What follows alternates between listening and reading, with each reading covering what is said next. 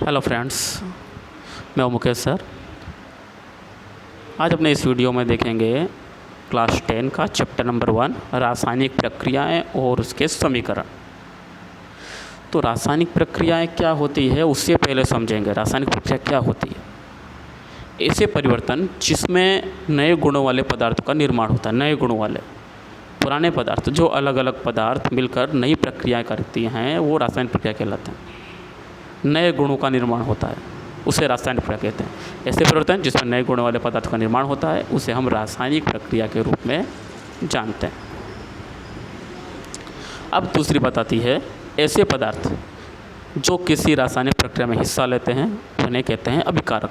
अभिकारक कह लें या प्रक्रिया कह लें। ऐसे पदार्थ जो किसी रासायनिक प्रक्रिया में हिस्सा लेते हैं, जो हिस्सा लेंगे उसे, जिसे जिंक और मैग्नीशियम साथ में मिलकर, जिंक के साथ मैग्नीशियम मिलता है और नवा पदार्थ बनता है, उसी प्रकार ऐसे पदार्थ जो किसी रासायनिक प्रक्रिया में हिस्सा लें उसे कहते हैं प्रक्रियक या अभिकारक। और प्रक्रियक प्रक्रिया करके जो सॉल्यूशन बनाते हैं, जो प्रोडक्ट बनाते हैं उसे हम कहते हैं उत्पाद। ऐसे पदार्थ जिनका निर्माण रासायनिक प्रक्रिया में होता है उन्हें क्या कहते हैं? उत्पाद कहते हैं। अब आते हैं इसके एग्जाम्पल पे, उदाहरण समझ लेते हैं।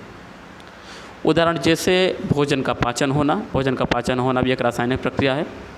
सांस लेना, लोहे पर जंग लगना, मैग्नीशियम का फीता मतलब मैग्नीशियम की पट्टी जलना और दही बनाना, इन सभी में रासायनिक प्रक्रियाएं होती है। कोई प्रक्रिया तेज़ गति में होती है, कोई धीमी होती है। हम इसे लगातार तो नोटिस नहीं कर सकते, परंतु हाँ प्रक्रिया होती है, हम इसे समझ सकते हैं। भोजन का पाचन होना, शोषण होना, लोहे पर जंग लग जाना, मैग्नीशियम के फीते जलना, दही का बनना इत्यादि। अब रासायनिक प्रक्रिया के प्रेक्षण पर नजर डालते हैं कि रासायनिक प्रक्रिया जब होती है तो उसे हम, उसमें क्या क्या परिवर्तन, किस किस प्रकार के परिवर्तन आते हैं। जैसे उसके अवस्था में परिवर्तन आता है, ठोस होना, गैस होना, द्रव होना, परिवर्तन, अवस्था में परिवर्तन हो सकता है। रंगों में परिवर्तन हो सकता है, उसको उस प्रक्रिया होने पर वो लाल रंग का हो सकता है, ऑरेंज रंग का हो सकता है, जो भी है, जो रंग में परिवर्तन हो सकता है। नंबर 3, तापमान में परिवर्तन हो सकता है। अभिकारक का जो सॉल्यूशन आएगा, मीन्स जो भी उत्पाद हमें प्राप्त होगा उसके तापमान में परिवर्तन हो सकता है। और गैस का उत्सर्जन, और हो सकता है कि प्रक्रिया हो और उसमें सॉल्यूशन में गैस भी प्रदर्शित हो सकती है, निकल सकती है। अब आगे देखेंगे हम रासायनिक परिवर्तन को प्रदर्शित करना, किस तरह प्रदर्शित करेंगे। रासायनिक परिवर्तन यदि होती है तो उसे हम किस तरह दर्शाएंगे। तो यहाँ पे हमने 2 अलग अलग भाग लिखे हुए हैं। जिसमें पहला भाग लिखा हुआ है शब्द समीकरण, जो हम LHS में देख सकते हैं। LHS और RHS, left hand side and right hand side. तो LHS की तरफ जो हम देख रहे हैं, जिंक सल्फ्यूरिक एसिड के साथ प्रक्रिया करता है और सॉल्यूशन में बनाता है जिंक सल्फेट और हाइड्रोजन गैस मुक्त करता है। अब उसे हम जब रासायनिक प्रक्रिया के केमिकल रिएक्शन को सॉल्यूशन में लिखेंगे, उसे हम एलिमेंट के हिसाब से लिखेंगे, रासायनिक प्रक्रिया को हम रासायनिक रूप से लिखेंगे, तो हम जिंक को कैपिटल Z स्मॉल n से दर्शाएंगे और सल्फ्यूरिक एसिड को H2SO4, क्योंकि सूत्र क्या होता है H2SO4। यहाँ पर हमें जो भी आवर्त सारणी के अंदर तत्वों के जो नाम है उसके हिसाब से इसे सेट करके लिखना होता है, तो सूत्र के हिसाब से लिखना होता है। तो जिंक और सल्फ्यूरिक एसिड में प्रोसीजर होकर बनता है जिंक सल्फेट अर्थात ZnSO4 plus H2 gas. H2 gas क्या होती है, यहाँ पर मुक्त होती है। तो अब आगे बढ़ेंगे हम रासायनिक समीकरण के मुद्दों पर। रासायनिक समीकरण के मुद्दे देखेंगे।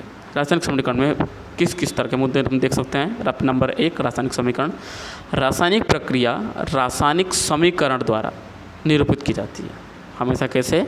रासायनिक प्रक्रिया रासायनिक समीकरण द्वारा ही दर्शाई जाती है। हम इसे हाथ से शब्दों में नहीं लिख सकते, उसे हम रासायनिक समीकरण द्वारा ही लिखेंगे, तभी इसे समझा जाएगा। रासायनिक समीकरण में तत्वों के प्रतीक या प्रक्रियक और उत्पाद के रासायनिक सूत्र उनकी भौतिक अवस्था के साथ लिखे जाते हैं। और कभी भी हम इस रासायनिक प्रक्रिया को दर्शाते हैं तो उसके प्रतीक द्वारा, जैसे जिंक है तो Zn लिखना है, ऑक्सीजन तो कैपिटल O का यूज़ करना है, कार्बन है तो कैपिटल C का यूज़ करना है, और उत्पाद जो भी आए उसे भी रासायनिक सूत्र के, जैसे लेड ऑक्साइड हो तो PbO, कार्बन डाइऑक्साइड हो तो CO2 इत्यादि। और साथ में एक बात नोटिस करनी है खास फ्रेंड्स, के भौतिक अवस्था भी लिखनी है। यदि वो सॉलिड है, लिक्विड है कि गैस है, जो भी होगा उसे हमें ठोस, द्रव और गैस के रूप में उसे दर्शित करना है। अब बताएं रासायनिक प्रक्रिया में आवश्यक परिस्थिति जैसे तापमान, दबाव, उद्दीपक इत्यादि को तीर के निशान के ऊपर या नीचे दर्शाया जाता है।